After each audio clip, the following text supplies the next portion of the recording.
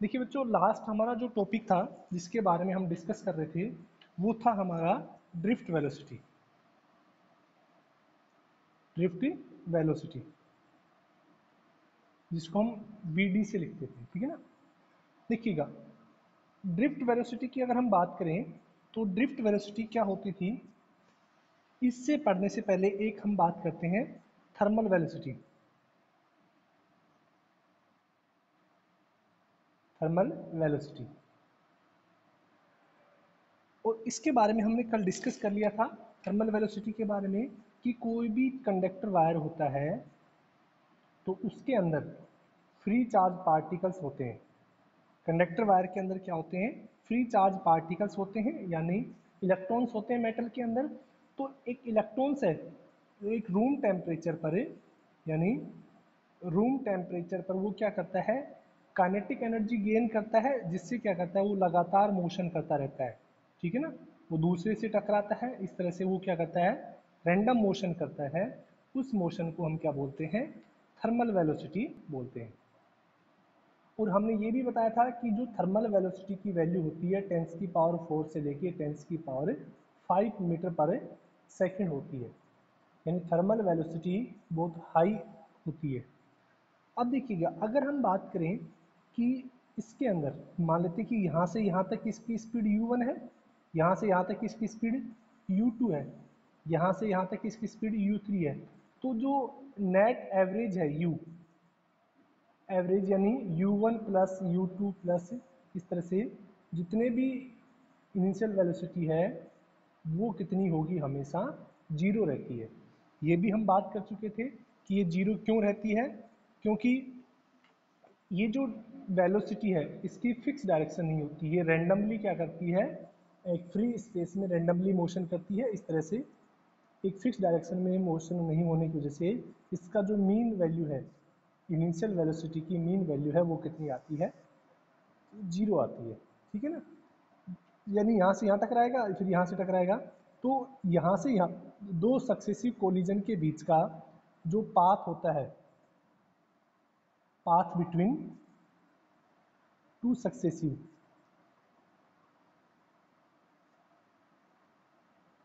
दो successive collision के बीच का जो पाथ होता है उसको बोलते हैं फ्री पाथ। ये भी हम बात कर चुके थे कि जो फ्री पाथ होता है वो क्या होता है, दो सक्सेसिव कोलिजन के बीच का जो पाथ होता है उसको हम फ्री पाथ बोलते हैं।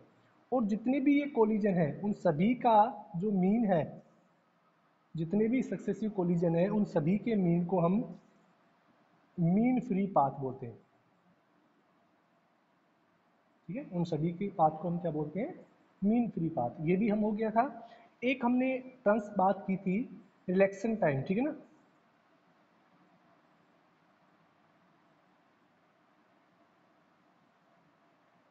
रिलैक्सन टाइम, रिलैक्सन टाइम क्या होता है कि कोई भी इलेक्ट्रॉन जैसे यहाँ से मूव करना स्टार्ट किया और यहाँ तक मूव किया, तो इन दोनों सक्सेसिव टाइम के बीच में जो टाइम पीरियड होता है, दो सक्सेसिव कोलिजन के बीच का जो टाइम पीरियड होता है उस टाइम पीरियड को हम क्या बोलते हैं, रिलैक्सन टाइम बोलते हैं। इनके जो नोट्स हैं आपको प्रोवाइड करा दिए गए हैं, ठीक है ना। आज की क्लास में, क्लास होने से पहले ही हमने अपलोड कर दिए थे कि आज हम इन टॉपिक के बारे में बात करेंगे, ठीक है। अब देखिएगा, यानी इसकी जो इनिशियल वेलोसिटी है वो कितनी होती है, जीरो होती है। और ये जो वेलोसिटी है ये क्या कहलाती है, drift velocity, sorry thermal velocity कहलाती है। हाँ, सबसे इंपॉर्टेंट एक क्वेश्चन और था कि in case of thermal velocity, thermal velocity के केस में जो इलेक्ट्रॉन्स का पाथ होता है वो किस तरह का होता है, बताइए। हमने कल बात की थी, in case of thermal velocity path will be,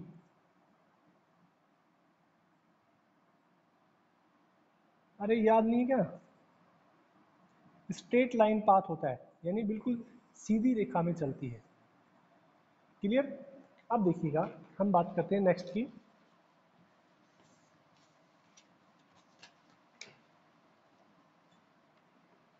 next topic है हमारा ड्रिफ्ट वेलोसिटी।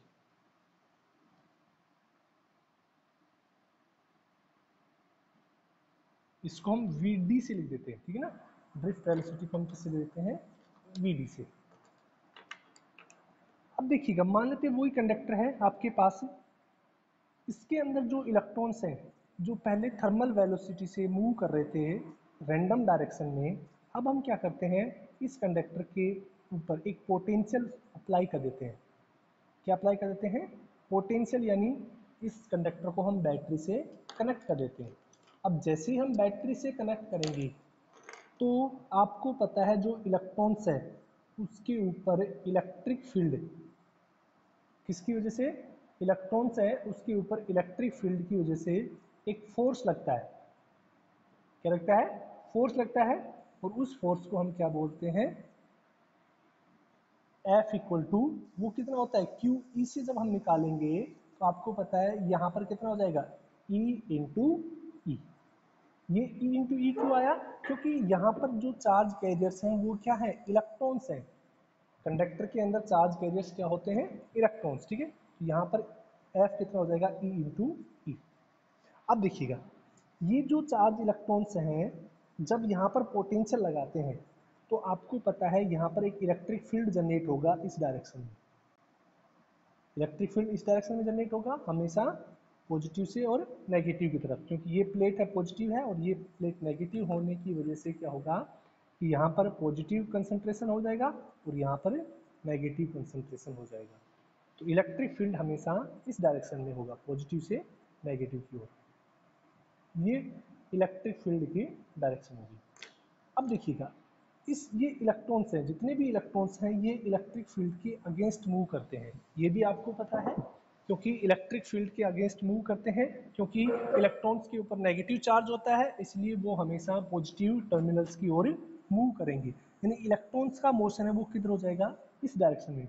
जितने भी इलेक्ट्रॉन्स हैं उन सभी के ऊपर एक फोर्स लगता है, F, that's magnitude is E into E, यानी ये चार्ज हो गया एक इलेक्ट्रॉन का चार्ज और ये इलेक्ट्रिक फील्ड इंटेंसिटी हो गई।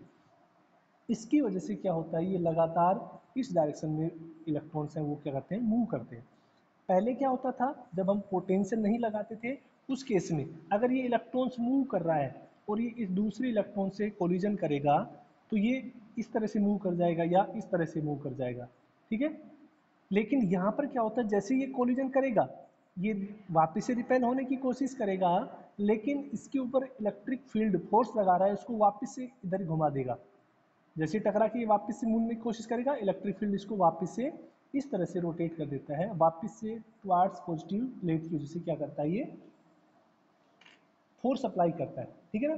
तो अब देखिएगा यहाँ पर क्या होता है कि किसी भी कंडक्टर वायर्स के अंदर जब हम पोटेंशियल अप्लाई कर देते हैं V, किसी भी कंडक्टर वायर के अंदर जब हम पोटेंशियल V अप्लाई कर देते हैं तो उस केस में जो इलेक्ट्रॉन्स हैं कंडक्टर के अंदर जिस वेलोसिटी से मूव करते हैं उस वेलोसिटी को हम क्या बोलते हैं, ड्रिफ्ट वेलोसिटी। तो समझ में आ गया होगा ड्रिफ्ट वेलोसिटी। देखो, एक होती है थर्मल वेलोसिटी। थर्मल वेलोसिटी कब होती है, जब पोटेंशियल कितना होता है, जीरो, यानी कोई भी हम एक्सटर्नल सोर्स अप्लाई नहीं करते हैं, कोई भी एक्सटर्नल सोर्स अप्लाई नहीं करेंगे तो उस केस में क्या होता है, इलेक्ट्रॉन्स के ऊपर कोई भी फोर्स नहीं लगता है, इसलिए electrons randomly due to the temperature, room temperature, random direction में मोशन करते हैं। उस मोशन को हम बोलते हैं थर्मल वेलोसिटी और उसकी वैल्यू होती है 10⁴ से 10⁵। एक तो ये याद रखना है, और उसके जो पाथ है वो कैसा होता है, स्ट्रेट होता है, ठीक है ना। ये दो चीज़ याद रखनी है। अब अगर हम कंडक्टर के ऊपर, ठीक है ना, कंडक्टर के ऊपर कोई भी पोटेंशियल सोर्स अप्लाई कर देते हैं, यानी कोई भी चार्ज हम कोई भी बैटरी कनेक्ट कर देते हैं तो उस केस में क्या होता है कि इलेक्ट्रॉन्स है उनके ऊपर एक फोर्स लगना स्टार्ट हो जाता है और वो फोर्स का मैग्नीट्यूड कितना होगा, E इंटू ई, कितना होगा। इस फोर्स की वजह से इलेक्ट्रॉन्स क्या होते हैं, towards the positive plates move करना स्टार्ट कर देते हैं। तो due to the potential motion of electrons in any conductor known as the drift velocity. और ये ध्यान रखना है, ड्रिफ्ट वेलोसिटी की जो मैग्नीट्यूड होता है वो 10⁴ से लेके 10⁵ मीटर पर सेकंड होता है, ये आपको याद रखना है। वहाँ पर पॉजिटिव होता है थर्मल में, तो यहाँ से आपको पता लग रहा होगा कि थर्मल वेलोसिटी की रेस्पेक्ट में ड्रिफ्ट वेलोसिटी है बहुत ही कम होती है। भाई वहाँ पे पॉजिटिव है ना ये, और ये क्या है नेगेटिव में, तो ये वैल्यू थोड़ी सी याद रखना है आपको। और इसका जो पाथ है, यानी ड्रिफ्ट वेलोसिटी के केस में इलेक्ट्रॉन्स का जो पाथ है वो स्ट्रेट लाइन ना होके कैसा होता है, कर्व होता है। किस तरह का होता है, कर्व। देखिए क्योंकि एक इलेक्ट्रॉन टकराएगा दूसरे इलेक्ट्रॉन से तो वो वापस से रिपेल होगा तो ऐसे वापस जाने की कोशिश करेगा, लेकिन इलेक्ट्रिक फील्ड उसको वापस से इसी डायरेक्शन में धकेल देगा। फिर वो किसी नेक्स्ट इलेक्ट्रॉन से टकराएगा या पॉजिटिव से टकराएगा तो वो वापस से जाने की कोशिश करेगा, फिर उसको इस तरह धकेल देगा। यानी उनका पाथ है वो किस तरह से हो जाता है, इस तरह से कर्व पाथ हो जाता है। इसलिए ये भी थोड़ा आपको ध्यान रखना है कि ड्रिफ्ट वेलोसिटी के केस में जो पाथ है वो किस तरह का होता है। तो ये आपको समझ में आ गया होगा कि ड्रिफ्ट वेलोसिटी है वो क्या होती है। ठीक है ना, अभी हमने केवल डेफिनेशन की बात की है। ठीक है ना, कि पोटेंशियल अप्लाई करने पर इलेक्ट्रॉन्स की जो मोशन होता है कंडक्टर में वो मोशन क्या कहलाता है, ड्रिफ्ट वेलोसिटी कहलाता है। कोई दिक्कत यहाँ तक एक बार बताइए मुझे।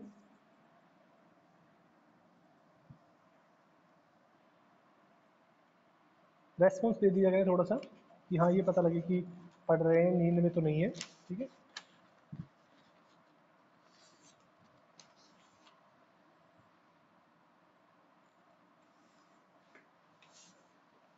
आ रहा है क्या समझ में, क्या बात है, किसी का बच्चे का भी रेस्पॉन्स नहीं आ रहा है? यस नो जो भी है मैसेज कीजिए, चाहे कुछ भी। माइक से आपके माइक भी ऑन है, आप कुछ वहाँ से बोल सकते हैं।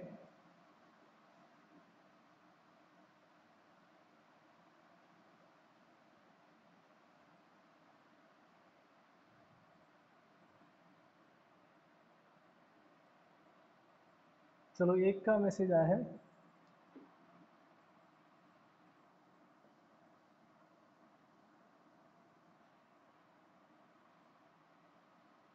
चलो ठीक है, अब देखिएगा नेक्स्ट हम बात करते हैं ड्रिफ्ट वेलोसिटी का एक्सप्रेशन यानी फॉर्मूले के बारे में बात करते हैं। अब थोड़ा मैथमेटिकल रिप्रेजेंटेशन की बात करते हैं कि expression of A drift velocity,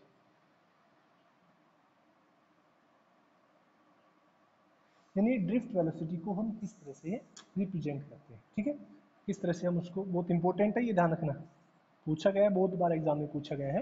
drift velocity का जो फॉर्मूला है उसको हम कैसे ड्राइव करते हैं। तो देखिएगा, मान लेते हैं कि ये कंडक्टर है,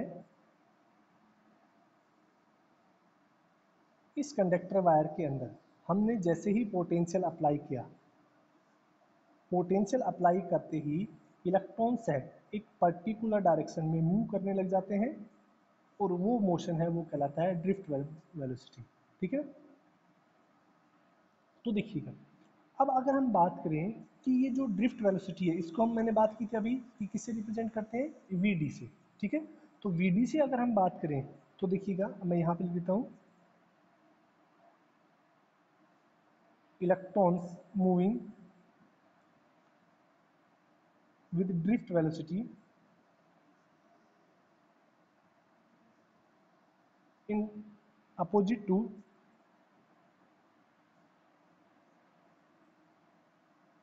इलेक्ट्रिक फील्ड।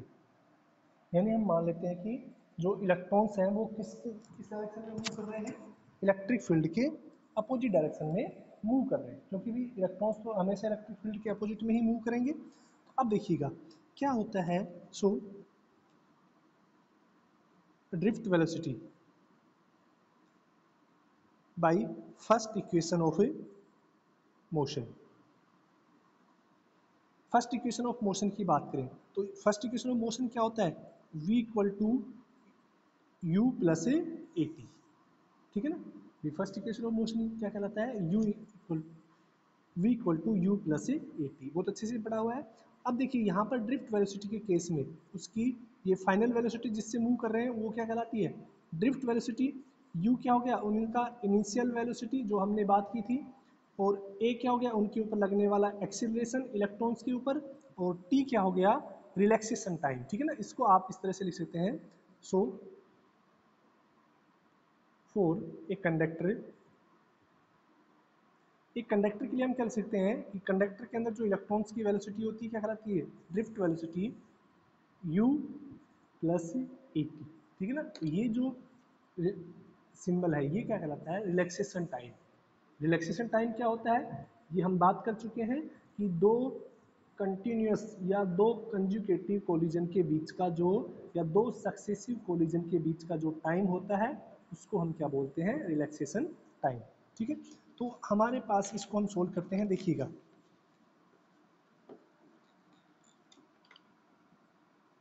यहाँ से हम लिख सकते हैं कि जो Vd है,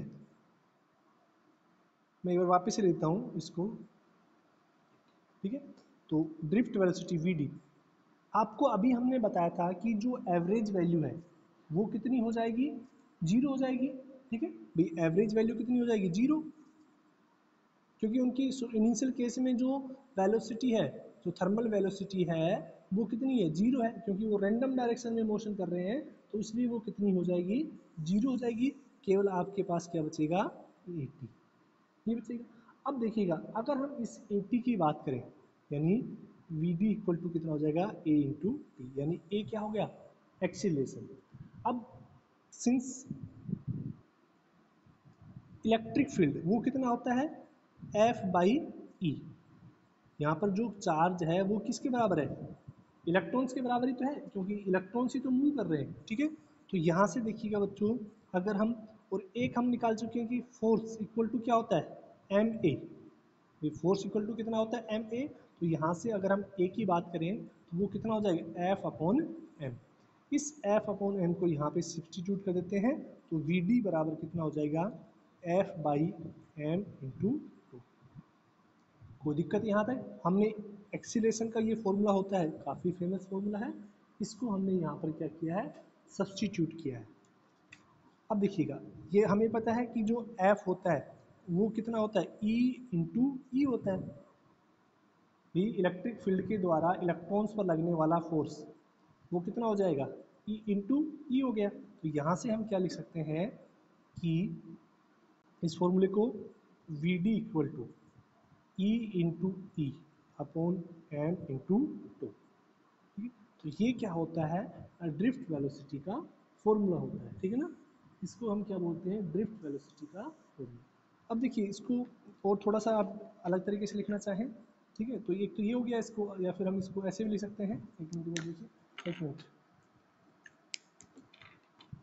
देखिए, यानी वी डी आपके पास आ गया टू अपॉन एम या ई इंटू ई, ये इलेक्ट्रिक फील्ड इस तरह से हम लिख सकते हैं, ठीक है ना। तो यहाँ पे देखेंगे इसको वेक्टर फॉर्म में जब लिखेंगे, वेक्टर फॉर्म में, तो यहाँ पे नेगेटिव लगा दिया हमने। कोई बता सकता है कि ये नेगेटिव क्यों लिखा है, यानी इसको और थोड़ा अच्छे से लिख देता हूँ मैं वेक्टर फॉर्म में, माइनस ई टू अपॉन एम इंटू ई। वेक्टर फॉर्म में तो इस तरह से लिखेंगे, नेगेटिव क्यों लगाया हमने, ये बता सकते हो कोई, जब वेक्टर फॉर्म में लिखा है तो।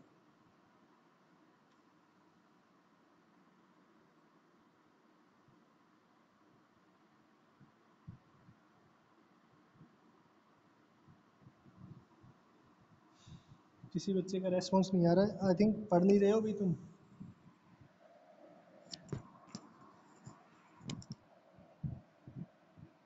तुमसे तो अच्छे 11th क्लास के बच्चे वो बहुत जल्दी रिप्लाई देते हैं और अच्छा वो कर रहे हैं, पर तुम्हारा तो कोई रेस्पॉन्स ही नहीं आ रहा है कि हाँ समझ में आ रहा है कि क्या है क्या नहीं है। क्या कारण है कि हम ये नेगेटिव लगा रहे हैं, अरे ड्रिफ्ट वेलोसिटी वी डी और इलेक्ट्रिक फील्ड ये एक दूसरे के अपोजिट डायरेक्शन में होते हैं, ड्रिफ्ट वेलोसिटी इधर होगी, इलेक्ट्रिक फील्ड इधर होगा, इसीलिए तो नेगेटिव साइन आता है, ठीक है। तो ये फॉर्मूला क्या होता है, वेक्टर फॉर्म में होता है ड्रिफ्ट वेलोसिटी का। इसके नोट्स हैं बहुत अच्छे तरह से मैं आपको आज ग्रुप में अपलोड कर दिए हैं, जो टॉपिक हम आज डिस्कस कर रहे हैं उसके, ठीक है, तो उनको आप साथ साथ में नोट करते रहना, ठीक है। अब देखिएगा इसको एक दूसरा फॉर्मूला और होता है, आप लिखना चाहें तो ई एन, आपको याद है क्या, potential gradient equal to v upon r, अगर वेक्टर फॉर्म में लिखते हैं minus d v upon d r, याद है कि पोटेंशियल ग्रेडिएंट, तो उस फॉर्म में भी लिख सकते हैं हम ई को V/R, ये फॉर्मूला भी होता है। वैसे देखो याद रखना पड़ेगा सारा आपको, फिजिक्स इतनी इजी नहीं है जितना तुम सोच रहे हो, ठीक है। तो ये थोड़ा एक्सप्रेशन आपको याद रखना है, बहुत इंपॉर्टेंट है। आपसे डायरेक्ट क्वेश्चन इस तरह से पूछा जाएगा कि establish the expression for drift velocity, drift velocity का फॉर्मूला है वो स्थापित कीजिए, ठीक है ना। तो आपको पूरा इस तरह से लिखना है कि कंसीडर एक वायर है जिसमें इलेक्ट्रॉन्स मूव कर रहे हैं थर्मल वेलोसिटी से, तो एवरेज उनकी वैल्यू कितनी हो जाएगी, 0 हो जाएगी। जब हम वहाँ पर पोटेंशियल प्रोवाइड कराते हैं तो इलेक्ट्रॉन्स हैं एक पर्टिकुलर वेलोसिटी से मूव करना स्टार्ट कर देते हैं, उस वेलोसिटी को हम क्या बोलते हैं, ड्रिफ्ट वेलोसिटी बोलते हैं। तो इक्वेशन, फर्स्ट मोशन की इक्वेशन से हम इसको सोल्व कर लेंगे और उसके बाद क्या करेंगे, इसको ऐसे ड्राइव कर लेंगे कंप्लीट। ये आपको फॉर्मूला यहाँ तक लिखना है, ठीक है। यहाँ तक भी लिख दोगे तो ये आपको पूरे नंबर मिल जाएंगे। नीचे ये जो है यहाँ तक भी अगर आप लिखते हैं तो आपको कोई दिक्कत नहीं है। ये वेक्टर फॉर्म में हो गया इसका, तो आई थिंक सबको समझ में आया होगा, कोई दिक्कत नहीं हुई होगी इसमें। रेस्पॉन्स दिया करो भाई तुम, पता नहीं सो जाते हो क्या जूम पे लाइव आकर, फिर टीचर सोचे कि पढ़ रहे हैं बच्चे, तो लगे कि हाँ सो गए।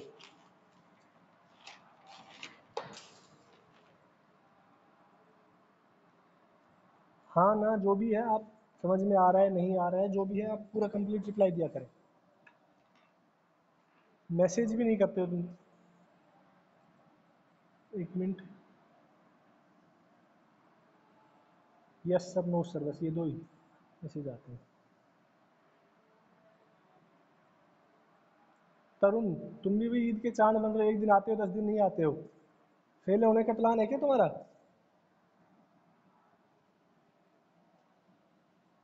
नेक्स्ट टॉपिक देखिएगा बच्चों,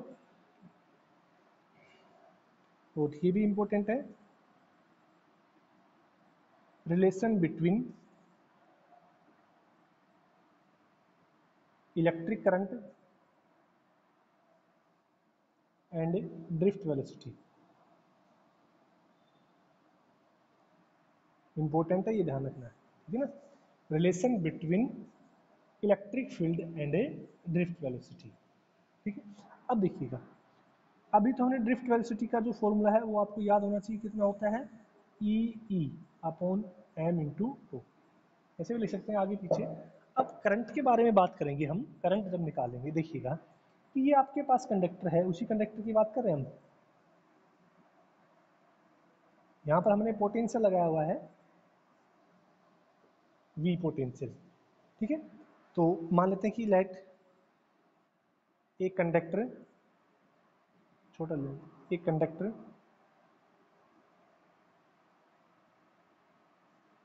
और फिर क्रॉस सेक्शन एरिया ए, मान लेते हैं कंडक्टर, मान लेते हैं जिसका क्रॉस सेक्शन एरिया कितना है, ए है, एंड लेंथ इज एल, और हम मान लेते हैं इसकी लेंथ कितनी है, एल है। कंडक्टर वायर लिया है जिसका क्रॉस सेक्शन एरिया तो कैपिटल ए लिया है हमने, और इसकी लेंथ कितनी है, एल है, ठीक है। So volume of a conductor, conductor का वॉल्यूम कितना हो जाएगा बताइए, ये V पोटेंशियल है, ठीक है ना, वॉल्यूम मैं सीधे लिखता हूँ कि A इंटू एल हो जाएगा। भाई एरिया इंटू लेंथ क्या होती है, वॉल्यूम ही होती है किसी भी सिलेंड्रिकल सिलेंडर की, एरिया इंटू हाइट, यहाँ पे हाइट यानी इसकी क्या होगी, लेंथ होगी, ठीक है। Let number of electrons in per unit volume are N, मतलब मान लेते कि पर यूनिट वॉल्यूम के अंदर नंबर ऑफ इलेक्ट्रॉन्स कितने हैं, एन है। समझ रहे कि एक यूनिट, एक मीटर क्यूब में नंबर ऑफ इलेक्ट्रॉन्स कितने हैं, एन है। So total electron in conductor भी पर यूनिट वॉल्यूम में कितने हैं, एन है, तो टोटल कितने हो जाएंगे, एन इंटू वॉल्यूम, तो वॉल्यूम कितना हो गया, ए इंटू एल, ये क्या हो गया, इसका वॉल्यूम हो गया। सो टोटल चार्ज, ये चार्ज कितना हो जाएगा, total total number of electrons कितने हैं, एन ए इंटू एल, यानी ये तो वॉल्यूम बन गई, पर यूनिट वॉल्यूम में कितने हैं, पर यूनिट वॉल्यूम में n इलेक्ट्रॉन्स है। कंडक्टर का वॉल्यूम कितना है, a इंटू एल, तो टोटल नंबर ऑफ इलेक्ट्रॉन्स कितने हो जाएंगे, NaL। ठीक है, तो टोटल चार्ज क्या हो जाएगा, Q बराबर, इसको हम इलेक्ट्रॉन से मल्टीप्लाई कर देंगे, तो ये क्या हो गया, टोटल चार्ज। भाई उसके अंदर क्या है, इलेक्ट्रॉन्स ही तो हैं, तो एक इलेक्ट्रॉन का चार्ज आपको पता ही है, और NaL ये आप इस तरह से लिख सकते हैं। ठीक है, तो ये क्या हो गया, total charge in conductor, Q equal to ENaL। ठीक है, अब देखिएगा, अब बात करें, एक मिनट कि मैं वापस लिख रहा हूं यहाँ पे कि टोटल चार्ज है,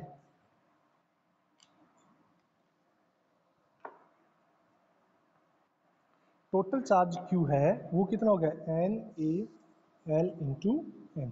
ठीक है, एक ही बात है, आप इसको थोड़ा ऐसे लिख लेते हैं, NeAL। ठीक है, ये क्या हो गया, टोटल चार्ज। ठीक है, अब देखिए बच्चों, अगर हम बात करें इस कंडक्टर के अंदर, ये जो कंडक्टर था आपका जिसकी लेंथ कितनी है, L है, यहाँ पर जो इलेक्ट्रॉन्स हैं वो किस वेलोसिटी से मूव कर रहे हैं, आपको याद है, ड्रिफ्ट वेलोसिटी से। ठीक है, तो कोई भी इलेक्ट्रॉन्स यहाँ से और यहाँ जाने में कितना टाइम लगाएगा, तो टाइम जब अगर निकालेंगे तो टाइम बराबर क्या है, डिस्टेंस अपॉन स्पीड, यही होगी टाइम बराबर। भी टाइम बराबर क्या होता है, डिस्टेंस यानी यहाँ से यहाँ तक की लेंथ, और जिस स्पीड से वो इलेक्ट्रॉन्स मूव करते हैं उस स्पीड को हम क्या बोलते हैं, ड्रिफ्ट वेलोसिटी, यानी यहाँ पर कर सकते हैं हम वीडी लिख सकते हैं। ठीक है, तो मैं एक बार लिख देता हूँ, time taken to reach any electrons from one end to, एक एंड से दूसरे एंड पर इलेक्ट्रॉन को पहुंचने में कितना टाइम लगेगा, उसकी बात करें हम टाइम, तो वो हो जाएगा लेंथ अपॉन स्पीड, या लेंथ कितनी है उसको कंडक्टर वायर की, L, और जो जिस स्पीड से मूव करता है उसको हम क्या बोलते हैं, Vd। इसको ऐसे लिखेंगे, ये डी बिल्कुल छोटा सा है इसके साथ। ठीक है ना, अब देखिएगा, सो करंट, करंट क्या होता है, I बराबर क्या होता है, Q अपॉन टी, तो I बराबर Q की वैल्यू हम यहाँ से लिख सकते हैं NeAL अपॉन, और T की वैल्यू यहाँ से रख देते हैं L बाई Vd, तो यहाँ से कितना हो जाएगा NeAL Vd अपॉन L, ये Vd ऊपर आ गया, तो L से L कैंसिल हो गया, तो I बराबर क्या हो गया, NeAVd, यानी E क्या है, यहाँ पर ये इलेक्ट्रॉन्स है, इसमें कंफ्यूजन नहीं होना है, तो ये रिलेशन होता है किसके किसके बीच का, इलेक्ट्रिक फील्ड और ड्रिफ्ट वेलोसिटी का। ठीक है, या I इक्वल टू NeAVd, ये बिल्कुल छोटा है डी, इस पर थोड़ा ये ध्यान। ठीक है ना, तो ये रिलेशन होता है इलेक्ट्रिक करंट और ड्रिफ्ट वेलोसिटी का। बताइए आया कि नहीं समझ में, भैया आज रेस्पॉन्स क्यों नहीं दे रहे, तुम गायब हो क्या, बस लाइव रख के और गायब, कई बार होते हैं बच्चे बड़े तेज, लाइव होके और गायब हो जाते हैं बिल्कुल।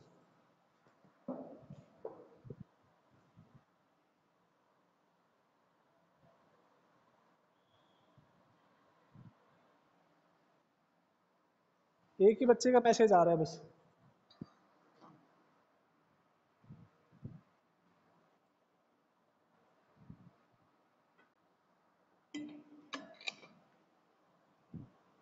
आया कि नहीं समझ में। ठीक है ना, ड्रिफ्ट वेलोसिटी का कॉन्सेप्ट, और ड्रिफ्ट वेलोसिटी और इलेक्ट्रिक फील्ड के बीच का जो रिलेशन, सॉरी ड्रिफ्ट वेलोसिटी और जो इलेक्ट्रिक करंट है उसके बीच का जो रिलेशन है, वो आया कि नहीं समझ में, बताइए।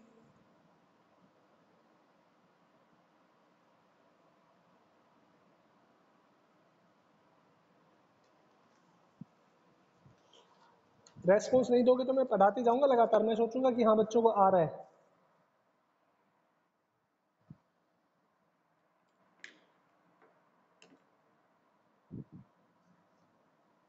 करें नेक्स्ट टॉपिक स्टार्ट।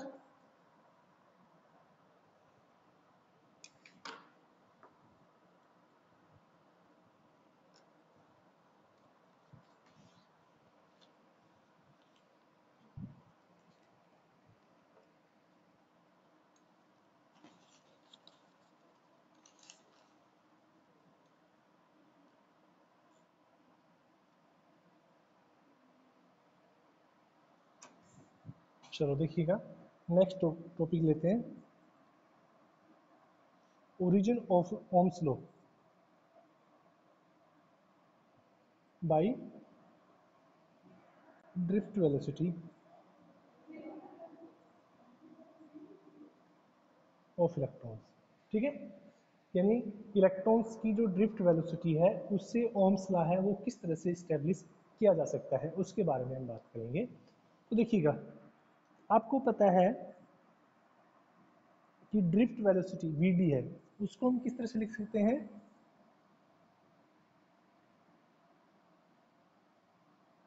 ई, या फिर इसी को हम इस तरह से लिख सकते हैं कि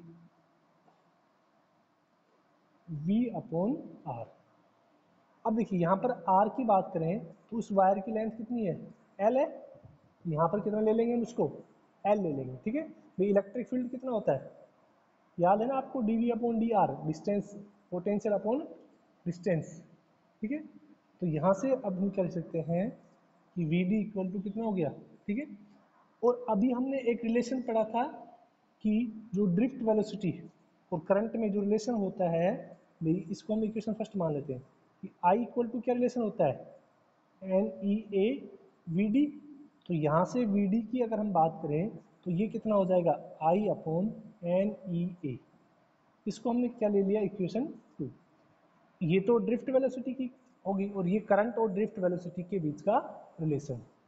ठीक है, अब देखिएगा दोनों इक्वेशन वी डी है, तो ये आर एच एस पार्ट भी क्या होंगे, सेम होंगे। ठीक है, तो इन दोनों पार्ट को अगर हम कंपेयर करते हैं, यानी एल एच एस और आर एच एस पार्ट को अगर हम कंपेयर करते हैं तो यहाँ से क्या हो जाएगा, E two upon M V by L equal to 1 by N ई ए।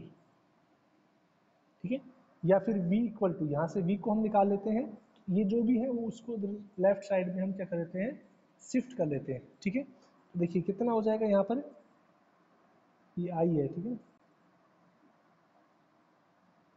तो ये जो v को छोड़ के जो भी है वो कितना, देखो ये हो जाएगा एम एल अपॉन ई टू इंटू एन ई ए इंटू आई।